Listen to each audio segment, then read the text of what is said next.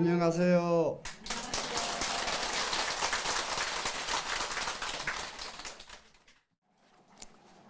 이 경전 자체만 해도 굉장히 어렵다고 모두 이해를 하고 있는데, 거기다가 교재가 도표가 많으니까 굉장히 더 어렵게 느껴지시죠. 그런데 도표를 해야 여러분이 쉽게 이해할 수 있는 것을 오늘 설명을 해드릴게요. 지난 시간에 무엇까지 우리가 공부를 했느냐면은 열의 현상품에는 대문, 큰 문단이 6문단으로 놓아져 있다. 기억나시죠? 네. 6단락으로 문단이 놓아져 있습니다. 그러면은 6단락을 설명하느라고 밑에 열의 현상품 계문 6단하고 도표가 나와 있죠. 그러니 이게 도표가 너무 어려워 보인단 말이죠. 그래서 그거를 한번 안 어려운 걸 제가 방법을 일러드릴 테니까 한 장을 넘기면은 원문이 나옵니다. 원문. 그러면은 도표에서 여러분이 뭘 보시면 아느냐? 도표의 제일 첫 문단이 뭐였지요? 중의 동청. 네, 금방 그냥 기가 막히게 잘도 아시네요. 중의 동청이 나왔죠? 그러게 딱 장 넘기니까 중의 동청 이렇게 나와 있죠? 예, 중의 동청. 그러면 밑에 장항염청, 공성계청 이 두 개로 나눠져 있죠. 장항염청 하는 것은 장항이라고 하는 이 단어는 불교에서만 쓰지 유교에서는 안 쓰는 단어입니다. 유교에서는 안 써. 그래서 장항 그러면은 유교에서는 얼른 생소하게 느끼는 단어예요. 이 단어가. 그런데 유교에 비슷한 단어가 있습니다. 항자 및 장자를 빼고 항문이라고 쓴 구가 있는데요. 항문. 그러면 항문은 뭐라고 직역을 하냐 그러면 줄글 그래요. 줄줄이 엮어진 글이다. 시적으로 엮질 않고 그냥 줄로 엮어진 글이다. 이런 문체입니다. 지금. 그런데 이 항문을 요즘 말로 번역을 하면은 무슨 말이 되냐 그러면은 산문체가 됩니다. 산문은 여러분 너무 잘 아시잖아요. 네, 그러면은 화엄경의 구조가 산문체 구조가 하나 있고 밑에 가니까는 뭐가 나와 있습니까? 공, 성, 계청 그렇게 됐죠.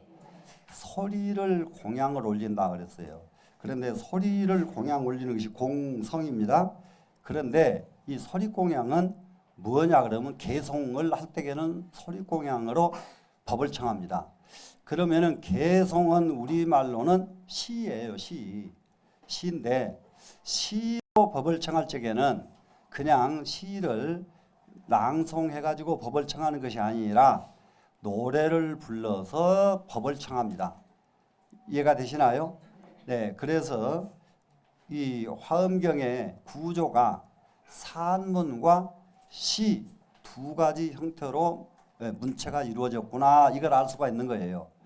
그러면은 화엄경을 여러분들 흔히 들어서 아는 구절이 하나 있습니다. 10만 개송이라는 말 화엄경은 10만 개송이죠. 이게 글자 숫자로는 10조 9만 5,048자가 화엄경 글자 숫자고요. 그 속에 시가 10만 시가 실려 있다. 이해가 되시나요? 그렇기 때문에 이게 장항하는 것은 산문체로 되어 있는 문체와 글과 경전과 이게 개송으로 되어 있는 두 가지 형태의 문체로 경전이 이루어졌다 이런 말씀이에요. 충분히 이해가 되시죠? 네. 그러고 나니까 제일 이제 중해동청에서 장항염청 하는 1번이 있잖아요. 장항염청 이것이 이제 원문입니다. 원문 화엄경 원문을 읽으면서 한번 보겠습니다.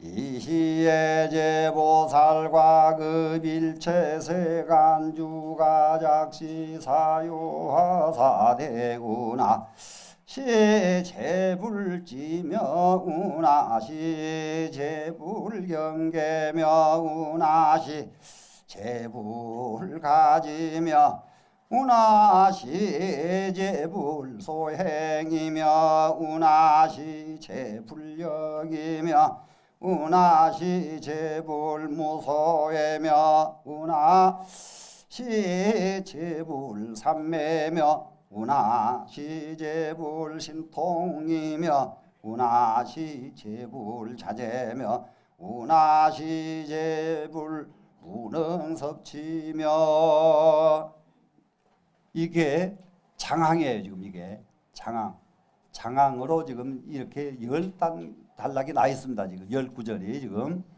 나 있는데 이거를 얼른 이제 설명을 하면은 그때의 모든 보살과 일체 세간주가 할 때게 세간주는 세주 묘음품에서 충분히 설명을 다 드렸었습니다. 그렇죠? 거기에 나왔던 이게 모든 보살과 모든 신장들이 거기에 동참해서 법을 청했던 모든 분들이 전부 세간주가 돼가지고 법을 청했던 거예요. 그래서 일체 세간주가 작시사유하사대 이렇게 사유를 했습니다. 사유라는 말은 무슨 말이에요? 생각을 했습니다. 생각을 이렇게 했다. 여기에 이제 작시사유 이렇게 생각을 했는데 이게 굉장히 중요합니다. 거기에 모든 대중들이 궁금증이 있잖아요.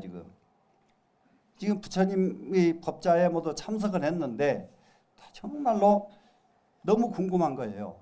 그러니까 도대체 이 부처님은 어떤 분이고 어떤 능력을 가지신 분이고 부처님은 이 세상 중생을 위해서 무슨 일을 해주실 분이고 이렇게 의문들을 가지는 거예요. 이 의문이 40종이 됩니다. 40가지 의문을 쭉 거기 모인 대중들이 의문을 해요. 의문을 하는데 이것을 직접 말로 이건 왜 이렇습니까? 이것은 무엇입니까? 이렇게 묻지를 못하고요. 뭘 하느냐 그러면 생각으로만 질문을 하는 거예요. 이해가 되나요? 그러면 여기 밑에 있는 구절들은 지금 말로 질문한 것이 아닙니다. 생각으로 이런 생각을 가진 거예요. 지금 생각으로 어떻게 자 우나 어떤 것이 이 모든 부처님의 자리이며 부처님 자리가 어떤 거냐 그 다음에 운하시 제불 경계며 어떤 것이 모든 부처님의 경계며 운하시 제불 가지며 어떤 것이 모든 부처님의 가피력이며 가지력 이렇게 가피로 그냥 바로 보시면 됩니다. 자, 운하시 제불 소행이며 어떤 것이 부처님이 행하신 바이며 운하시 제불력이며 어떤 것이 모든 부처님의 역 우리가 부처님 10력 18불공법 많이 공부 배워서 알던 부분들이죠. 이 불력은 도대체 어떤 것이며 운하시 제불무소회며 이 어떤 것이 모든 부처님이 우리와 다른 것은 뭐냐 그러면 두려움이 없으셔요. 부처가 되면. 그러니까 여러분들도 정말로 성불을 하고 나면은 두려움이 사라진단 말이죠. 그리고 두려움이 사라진 그 경지는 도대체 어떤 것입니까? 운하시 제불 삼매며 어떤 것이 모든 부처님의 삼매이며 우리가 지금 공부를 이 자리에 모여서 이렇게 공부를 하고 있습니다. 또 연불도 했습니다. 그리고 이제 이게 앉아서 참석도 할 거예요. 이렇게 할 때에 결국은 목적이 어디가 있느냐? 이 삼매예요. 그래 모든 부처님의 경전은 삼매를 떠나서는 성립이 되지를 않습니다. 삼매 속에서 이 세상을 관찰했을 때에 바른 모습이 보이고 삼매에서 이치를 관찰할 때에 이치와 하나가 되고 하지 사유하는 생각을 가지고 이게 뭘꼬 이렇게 생각한 것은 안 맞아요. 계산이. 여러분 계산한 거 제대로 딱딱 맞는 거 보셨습니까? 중생의 일도 계산하면 안 맞는데 하물며 대우주의 법칙을 설명한 이 화엄경의 이치가 계산으로 맞아지겠는가 이 말이에요. 계산으로 맞을 수가 없겠죠. 삼매에서만 가늠할 수가 있는 겁니다. 이해가 됐죠? 네, 운하시 재불 신통이며 어떤 것이 모든 부처님의 신통력이며 부처님마다 부처님은 전부 신통력을 가지고 계시던데 어째서 그런 신통력을 부처님은 그렇게 가지고 계십니까? 운하시 재불 자재며 어떻게 하는 것이 모든 부처님의 자제력이며 자제력은 맥힘없이 마음대로 사는 거예요. 자, 우리 지금까지 살아오면서 얼마만큼 맥히면서 얼마만큼 장애에 걸리면서 살아왔는가.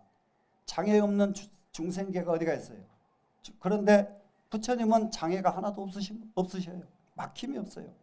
이런 것이 어떤 것이며 운하시 재불 무능섭시며 어떤 것이 모든 부처님은 능히 섭취할 수 없는 것입니까?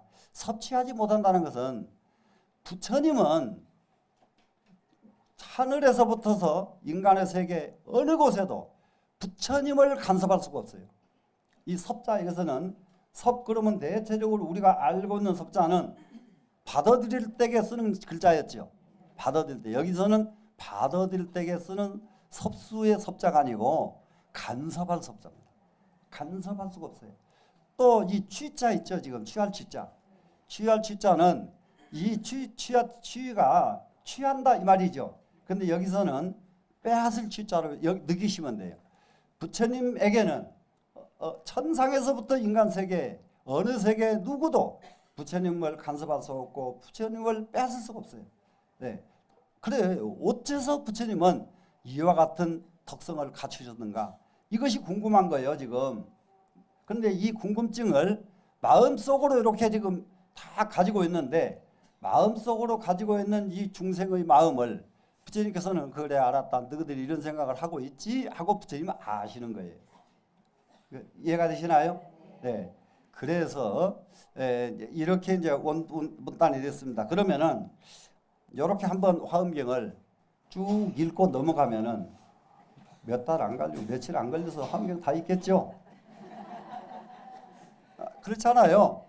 너무 쉽잖아요 지금. 근데 이게 그렇게 단순할까? 네? 단순할까?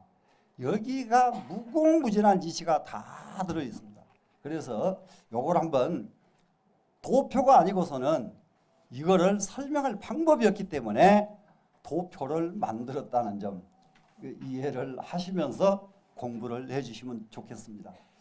충분히 받아들여지지요? 네. 도표 어렵게 생각하실래요? 안 할 거죠? 네. 자, 그러면은 이 도표를 보시면서 이제 설명을 하겠습니다. 자, 여기에 지금 자, 도표를 보니까 열애, 현상품, 대문, 6단 그랬죠. 그렇게 첫 간에 오니까는 뭐가 나왔어요? 도표 첫 번째 중해동청 나와 있죠. 중해동청. 그러면은 이 중해동청에는 어떤 문체로 되어 있느냐 하니까 중간에 보니까 장항염청 되어 있죠. 그러니까 장항염청 이것 때문에 생각으로 법을 청했다가 염청인데 이것 때문에 아까 원문에서 이시에 쭉 나가가지고 작시사유 화사대 기억나요 안 나요? 원문에 나왔었죠? 작시사유 화사대 그것을 이와 같은 이렇게 생각을 했다. 이것이 바로 염청이에요. 염청 생각으로 법을 청했다. 그런데 그냥 이 도표를 안 가지고 설명을 안 하면은 생각으로 법을 청한지를 모르고 넘어가 버려요. 무슨 말인지 아시겠어요? 이와 같이 생각을 했다. 그러고는 생각으로 한 줄 모르고 그 밑에 쭉 어떤 것이 부처님의 지며 어떤 것이 부처님의 경계면 나오잖아요. 이것을 말로 물어본 것으로 이해를 하고 만단 말이에요. 이해가 되시나요? 그렇기 때문에 도표를 만들어서 이것은 이 부분은 염청한 부분이다. 그랬더니 여러분들이 알아줘요 몰라줘요 이제. 아 이건 생각으로 법을 청하신 거구나. 알아졌죠? 그냥 말로 청한 것과 생각으로 법을 청한 것을 경을 이해하는데 얼마나 크게 차이가 나느냐 이 말이죠. 이해가 됐죠? 예. 그 밑으로 가니까 공성계청하고 나왔죠.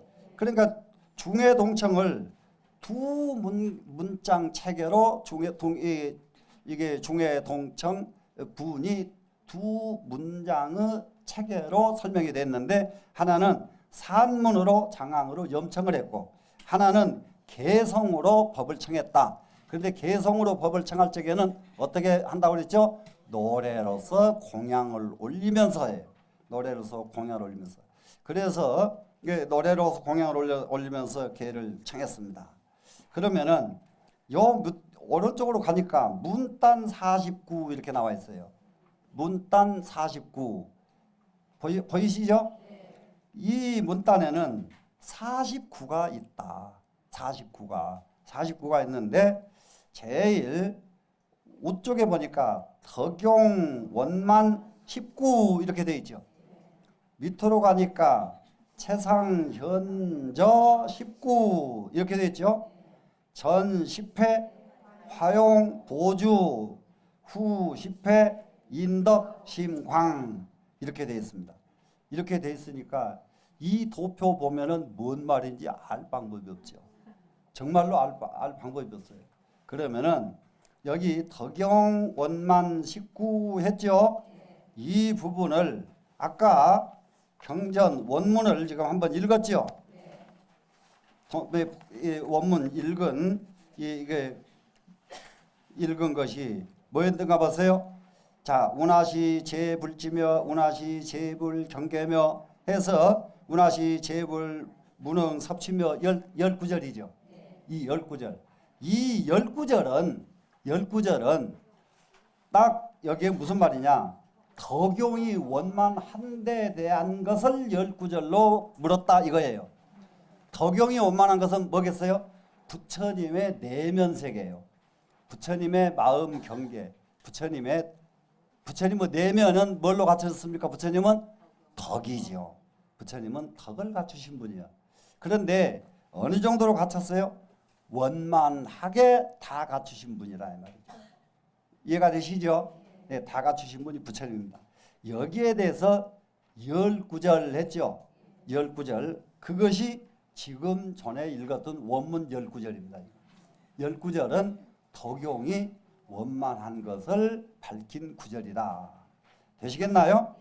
네, 그러면서 이제 이 19절의 설명은 다시 또 해야 돼요. 그 다음에 채상이 현저한 19절이 또 있습니다. 그러면 채상이 현저라는 것은 뭐냐 그러면은 부처님의 몸이요. 부처님 몸. 부처님 몸이 우리하고 부처님이 얼굴이 둘이거나 부처님이 뭐 손발이 없거나 이런 거 아니죠. 우리하고 똑같죠. 부처님 몸도 신구의로 다 갖춰졌어요. 부처님의 신구의 모든 이것을 설명을 합니다. 여기서 부처님 몸, 부처님 마음, 부처님의 이게 다 이게 그래서 이거는 뭐냐 그러면은 그것이 이제 채상이에요. 부처님 채상, 부처님 몸을 밝혔다.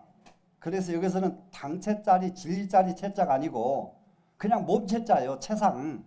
부처님의 몸 형태를 설명을 합니다.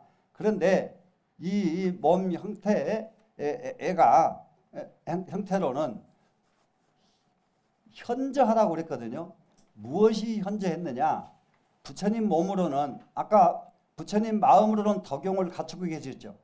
부처님 몸으로는 중생을 제도할 마음이 꽉 차 있는 거예요. 부처님을 제도하는 행이 꽉 차 있는 거예요, 지금. 그래서 밖으로 드러나 있어요. 드러나 있으니까 행이죠. 안으로 갇혀 있으면 마음이지만은 밖으로 드러나 있으니까 부처님의 행. 그래서 위에는 덕용 원만 19절은 부처님의 내면 세계를 말한 것이고 채상 현저 19절은 부처님의 활동하신 불동의 부처님의 행을 밝힌 것이다. 이렇게 이해를 하시면 됩니다. 그러면 아까 우리는 부처님의 내면 세계만을 원문에서 봤죠. 예. 그러면은 그 뒤에 여기를 한 번 이 도표를 쭉 설명을 듣고 난 뒤에 이 다음에 경전 원문 나올 때마다 이걸 가지고 비교해 가면서 여러분이 공부를 하면은 화엄경은 그야말로 누워서 떡 먹기보다 더 쉬워요. 그런데 이걸 안 하고 공부를 하면은 절대 가닥이 안 나게 되어 있습니다. 이해가 되시죠? 자, 그러고 나니까 그 밑으로 가면 두 번째 단락이 나오죠. 도표 왼쪽에 2번 뭐죠? 광소유연 그랬죠. 광명을 가지고 유연 대중을 불러들였다. 부처님이 요즘 말로 말하면 너희들 오너라 하고 초대하신 거예요. 예? 너희들 일로 모여라. 그래서 불을 쏟자 불러드렸습니다. 근데 누구를 불러드렸는가 한번 보세요. 유연 중생, 인연 있는 중생을 불러드린다 하는 이 부분이 굉장히 의미가 있습니다. 부처님 이 세상에 무연중생 부제도라는 말 여러분 기억나지요? 네. 이 중생은 인연이 있는 중생이라야 제도가 가능하지 무연중생은 제도가 불가능하거든요. 그렇기 때문에 부처님이 불러들인 중생들은 누구겠어요? 유연중생을 불러들이시죠. 되시겠죠? 예. 그래서 유연중생을 불러들이는데 여기에도 문체는 똑같습니다. 장항, 개송 두 가지로 나옵니다. 여기도. 그러면 장항에는 분단이 10단락으로 되어 있어요. 지금. 여기도 또 개송도 그러면은 개송도 10단락이 나옵니다. 여기에는 어떤 의미가 있느냐? 세존이 지 중심념 유의하시다. 세존께서 중생들이 심념 속에 마음 속에 마음심 마음념 심념이죠. 마음 속에 의심이 있는 것을 아셨다. 그래서 여기서 의자를 썼는데 실제로는 이렇게 쓴 거는 이렇게 의심이라고 표현하신 분은 청량국사예요. 이게 제가 이렇게 갖다 쓴 거 아닙니다. 그냥 네, 이렇게 그런데 요즘 말로 바꾸면 이 부분은 중생의 마음 속에 질문이 있는 것을 아시고 이렇게 하면 더 쉽겠죠. 의심보다 의심하니까 의문, 의문 그래 의문하니까 되네요. 그래서 이 두 번째 단락은 이런 구조로 되어 있다. 세 번째 단락은 중소가 운분 그랬어요. 대중이 모여들었는데 어떻게 모여들었느냐? 구름대처럼 모여들었다. 운분이에요. 그러니 이게 세주 묘품에서 이미 대중들이 굉장한 많은 대중들이 모였었죠. 근데 여기 열애현상품에 이르려니까 거기에 대중에다가 다시 추가 대중들이 모여들기 시작한 거예요. 지금 이해가 되시나요? 그러니까 처음에는 부처님께서 무엇을 했어요? 장엄을 했죠. 네, 장엄. 전부 장엄이 끝나고 나니까 보현보살을 위시해서 모든 보살들이 모여들었죠. 그러고 나니까는 모든 신장들이 모여들었죠. 이러니까 모여들죠 지금. 자꾸 모여드니까 옆에 다른 중생들이 궁금증이 나겠어요 안 나겠어요? 야 저기 무슨 일이 있지? 모여드는 거예요 지금. 모여드는 것을 이렇게 지금 표현했습니다. 구름대처럼 모여듭니다. 이 구름대처럼 모여드는 이 부분을 세 단락으로 또 나눠졌어요. 이 부분은 첫 번째는 뭐냐? 동해도량 그래가지고 거기에 모인 대중들이 똑같이 한 도량에 모였다 하는 것이 하나고요. 두 번째는 그 자리에 모인 대중들이 뭐냐? 현자재용 그랬거든요. 자제력을 보여줬다. 자제력이라고 하는 것은 아까 원문에서도 자제력이 나왔는데 후회 없이 자기 마음껏 자기 임의껏 할 수 있는 것이 자제력이거든요. 그런데 이미 이 자리에까지 모여든 대중들은 이미 자제력이 다 갖춘 대중들만 다 모인 거예요. 그러면 무슨 말로 이해하면 되냐? 선근이 있는 대중만 모여든 거예요. 지금 여기서 우리가 화엄경 공부한다. 그러니까 야 그 화엄경 한번 가볼까 하고 이렇게 참석한 여러분들은 이호야를 막론하고 선근이 있는 중생들이에요. 지금 선근이 없으면은 아이고 그거 어렵게 그거 들어서 뭐 하려고 이럴 거란 말이에요. 근데 그런 마음이 없이 여러분들은 모두 지금 모여와 있단 말이에요. 지금 충분히 이해되죠? 예, 그래서 여러분은 이미 충분히 선근이 있는 분들입니다. 이게 동해도량을 했습니다. 예, 그리고 자제력을 전부 나타냅니다. 그러면 이게 자제력을 나타내는 여기에서 옆으로 하나 모든 모인 대중들이 자유자재의 변화로 변화해가면서 모였는데 이 모이는 대중 제일 오른쪽으로 보니까 이걸 이해를 하고 가야 돼요. 시방 세계에서 대중들이 모였다를 시방이에요. 지금 요 문단들은 풀어서 쓰면은 책이 돼버리니까 풀 수가 없으니까 도표로 이렇게 써놓은 거지요. 무슨 말씀인지 아시겠죠? 시방 세계의 모든 중생들이 모여들었다 이렇게 써버리면 책이 돼버리잖아요. 그러면 시방에서 모여들었는데 온 데마다 10달락씩 또 논아져요. 시방에서 모였는데 그러니까 동방에서 왔습니다. 동방에서 왔는데 동방에서 10가지 문제를 가지고 모인다. 서방에서 온 대중은 서쪽에 10가지 문제를 가지고 모인다. 그러니까 시방에서 모였는데 대중들의 의무는 100가지가 되는 거예요. 무슨 말씀이 이해가 되시나요? 예. 그래 이제 이걸 일일이 다 설명은 내가 이해하고 여러분한테 설명만 해드릴게요. 이런 부분은. 그 중에서 한 가지를 눈여겨볼 부분이 있습니다. 8번째에 흥공운 이게 나와 있어요. 적은 글씨 보이나요? 네. 흥공운. 뭐냐 그러면은 공양구름을 일으킨다. 공양 올릴 구름이 일어난다 이거예요 지금. 그러면 구름이 일어난다는 의미는 이거 무슨 의미로 받아들이느냐? 서기가 막 일어납니다. 서기. 부처님께서 법회를 열기 위해서 딱 법자에 앉으시고 대중이 모여드니까 그곳에 막 서기가 모든 구름이 서기를 띠고 일어난다 이겁니다 지금. 구름 서기가 서기. 그런데 구름이 일어났으면은 10가지 구름이 일어나요 또. 화엄경 구조 여러분들요. 이거 도표 안 들고 설명해 가지고는 이거 나중에요. 아무것도 모릅니다. 10가지 구름이 일어난다. 서기 구름이 일어나는데 10가지 구름이 일어나요.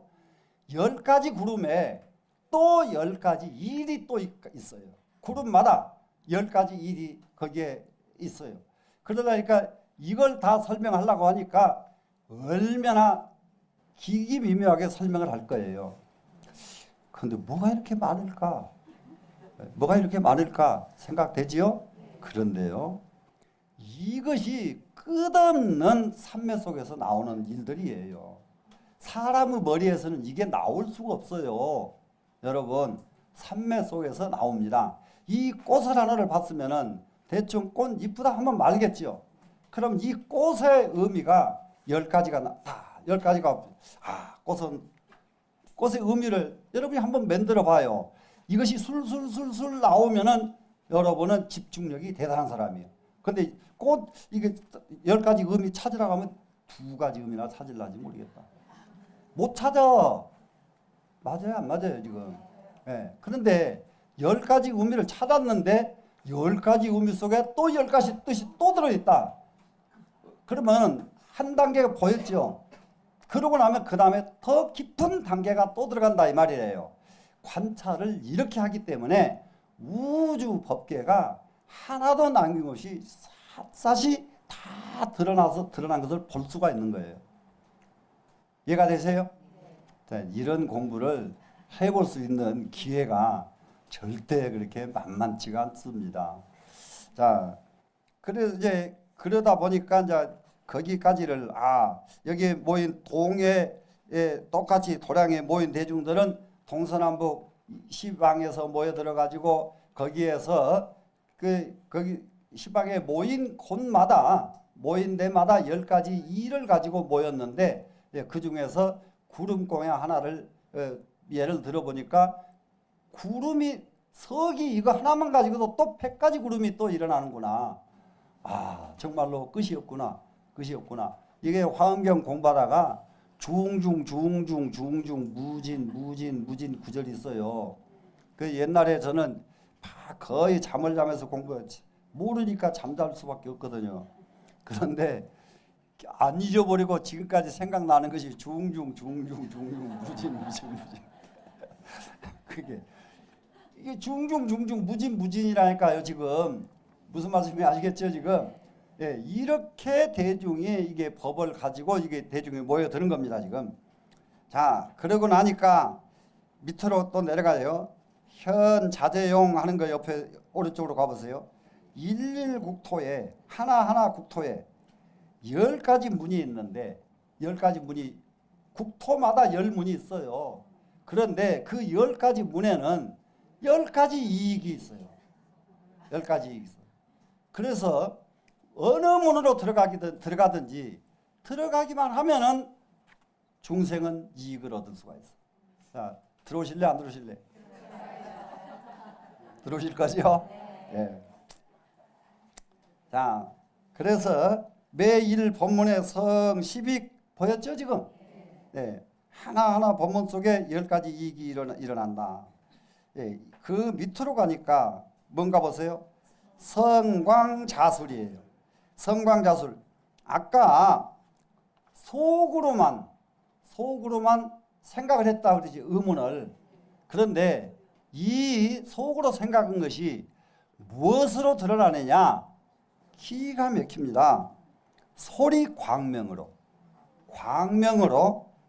자술, 그래서 말한 것과 똑같이 알아들을 수 있도록 소리 광명이 퍼져나와서 소리 광명을 보고 부처님께서 아 그래 너희 놈들 그런 질문 의문점을 가지고 있으니 기특하구나 이렇게 하실 수 있도록 소리 광명을 통해서 이 질문이 표출됩니다. 이해가 되시죠? 아, 정말 기가 막힙니다. 밑에 내려가니까 네 번째 단락으로 가봅니다. 네 번째 단락으로 가니까 현서 표법 그랬어요. 앞에 구름이 나와가지고 서기가 꽉 찼는데 다시 서기가 또 나타나요. 여기서 서기 서자죠. 그래서 현서, 그러니까 서기가 나타납니다. 여기에서 나타나는 서기는 연꽃이에요. 연꽃으로 서기가 나타납니다. 연꽃으로 서기가 나타났는데 한번 보세요. 광시 법주하고 연꽃이 쫙 펼쳐지니까 광명이 법주임을 보여준다. 자, 부처님께서 광명을 발산하시는데요. 면문 광명을 지금까지 발산하셨어요. 면문 광명, 얼굴에서 광명을 발산하니까 컴컴했던 곳이 전부가 환해지니까 그 불빛 따라서 모든 대중이 모여들었다. 그러면은 모여들었는데 다 밝아요. 다 밝은데 누가 부처님인지를 알 수가 없는 거예요. 누가 부처님인지를. 그래서 부처님을 내가 부처니라 보이기 위해서 그 다음 2차 광명을 표출하신 것이 미간 백호광명이에요. 이해가 되시나요? 네. 그러니까는 미간 백호광이 발하기 이전에 면문 광명만 가지고도 법계가 훤해졌어요. 훤해졌어. 그러다가 다 대중이 모여드니까 내가 법주다. 내가 그 말씀을 하시겠어요? 딱 유별 나신 분이 계시니까 아 저분이 부처님이구나 하고 알지 사람들이. 이해가 되셨죠? 자, 두 번째로는 현아 표의 그랬어요. 꽃으로 나타나 가지고 의를 드러냈다. 이제 부처님의 의도, 진리, 뜻을 드러냈다가 되죠. 화엄경의 뜻이 드러납니다. 여기서는 현화인데요. 현화 옆으로 가보세요. 현화 10종 장엄입니다. 10가지로 장엄을 하는데 10가지 장엄은 연꽃에 줄기로 장엄을 하고 연잎파리로 장엄을 하고 꽃으로 장엄하고 꽃순으로 장엄하고 연밥으로 장엄을 하고 10가지 장엄이 계속 10가지로 장엄을 해요. 그거는 이제 원문 다 나와 이제 원문에 장엄하는 것이. 그런데 여기에 10편 10대 그랬어요. 10가지 현묘한 장엄을 하는데 거기에 10가지 대가 현묘한 이치가 있었는데 거기에는 여기 뭐였어요? 현화 표의 그랬죠. 표의 그 뜻을 드러냈다. 표의.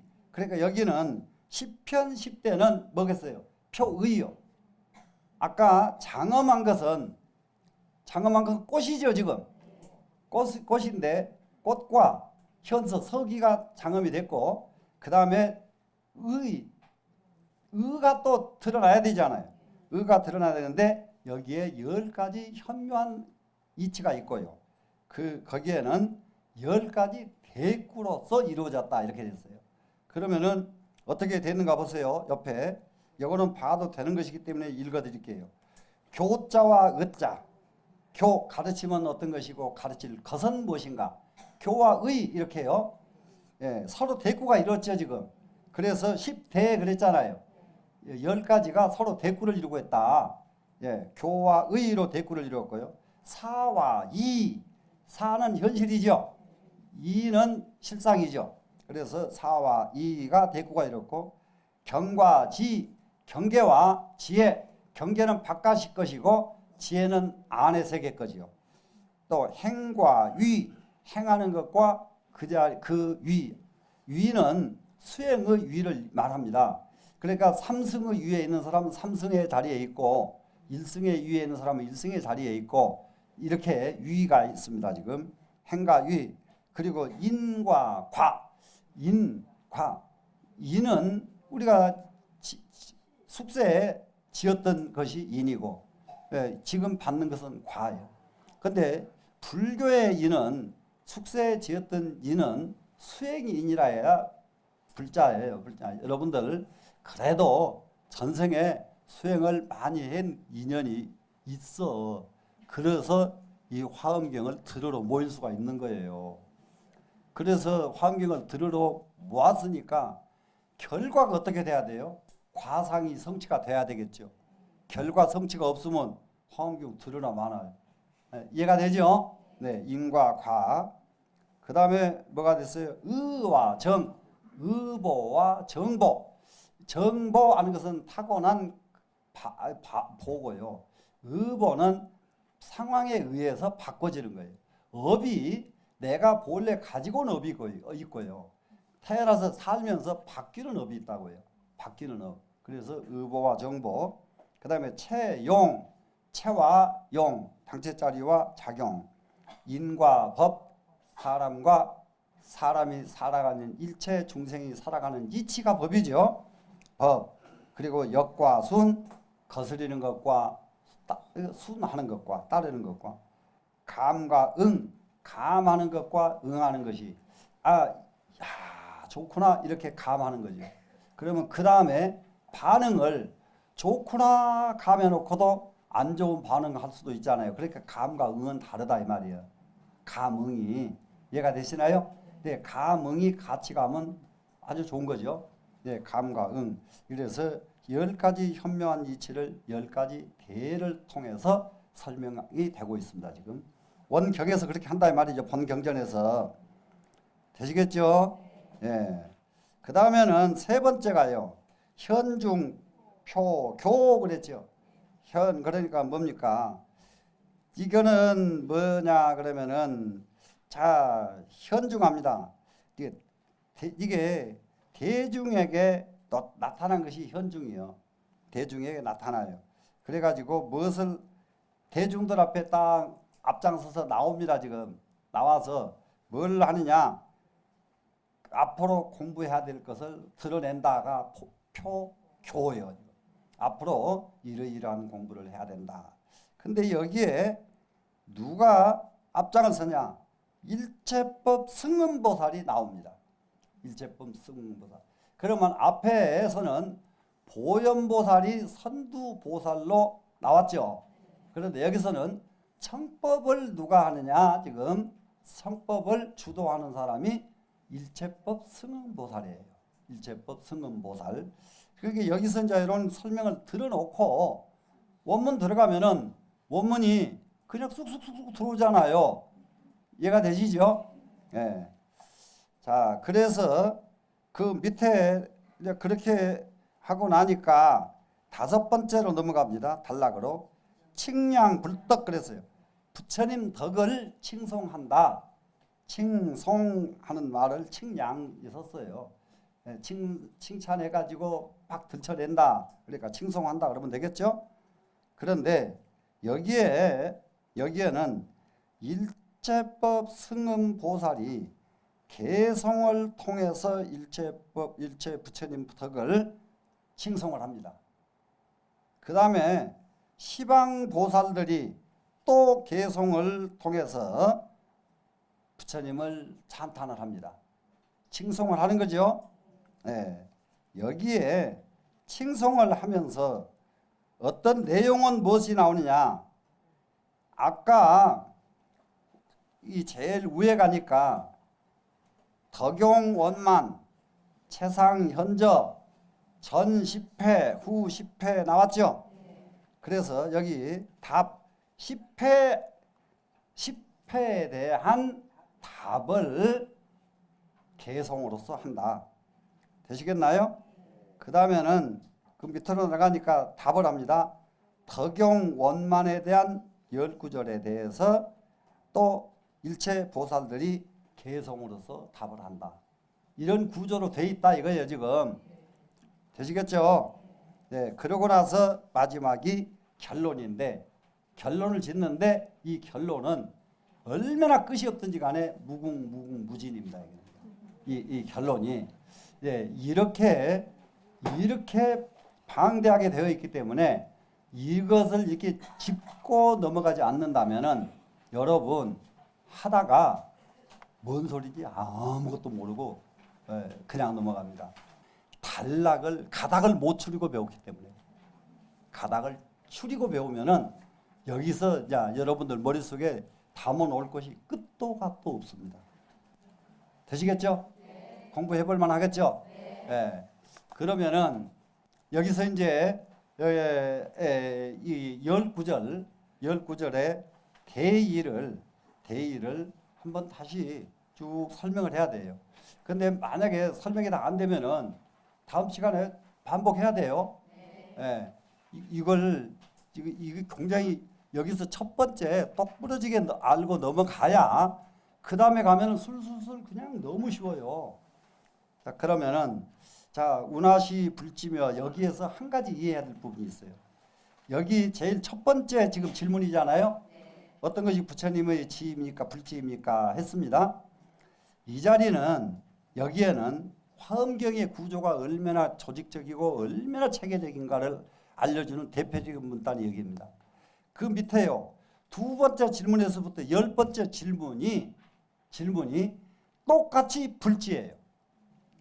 이 말을 이해를 해야 되는데 불지 그러면 부처님 자리인데 무엇이 똑같으냐 보세요. 불경계도 불지고 불가지도 불지고 무슨 말인지 이해돼요? 불이 행하신 것도 불지고 불력도 불지고 불무소에도 불지고 불삼매도 불지고 불신통도 불지고 불자재도 불지고 무능 섭취도 불지예요. 그러면은 제일 첫 번째 무릎을 뭐라고 하느냐? 총괄했다 그래요. 총괄. 그래서 여기다가 뭐라고 해놨느냐? 총괄해서 드러냈다. 그래서 총현하고 빨갛게 쓰여있죠 지금. 예? 빨갛게. 여기에는 지와 덕을 나눕니다. 지와 덕을. 그러면은 여기 운하시 제불지며 하는 이 자리는 부처님의 지를 말한 거예요 지금. 그 다음에 밑에 9가지는 부처님의 덕에 대해서 질문을 한 겁니다. 이해가 되시나요? 네. 그렇게 해서 이 어느 것이 불지입니까? 한 이 물음은 전체 10가지 물음을 총괄해서 물은 물음이다. 되시겠죠? 네. 그래 여기에는 이제 부처님 경계에서부터서 부처님의 모든 것을 아주 구체적으로 설명을 하고 있는데 이 설명을 지금 할 시간이 없어요. 시간이 없으니까 이 다음 시간에 이 설명을 마무리하기로 하고요. 화엄경 이런 방법으로 가도 되겠는가 한번 물어보고 싶어요. 되시겠어요? 네. 그러면 다행이에요. 왜 그러냐 그러면은 내용 차만 쭉 죽도록 준비해 가지고 와가지고 땀 흘려서 설명하고 하나도 효과가 안 나오면 내가 할 맛이 안 나겠죠. 그죠? 예, 그러면 이런 방법으로 여러분들 공부를 해서 가능하면은 여러분들이 제가 이번에 원을 세우기를 여러분들이 더 많은 것을 담아가지고 가서 실제로 실천으로 이어질 수 있도록 이렇게 한번 노력을 해보겠습니다. 다 같이 꼭 화음 성취하시길 바라면서 여기서 마치겠습니다.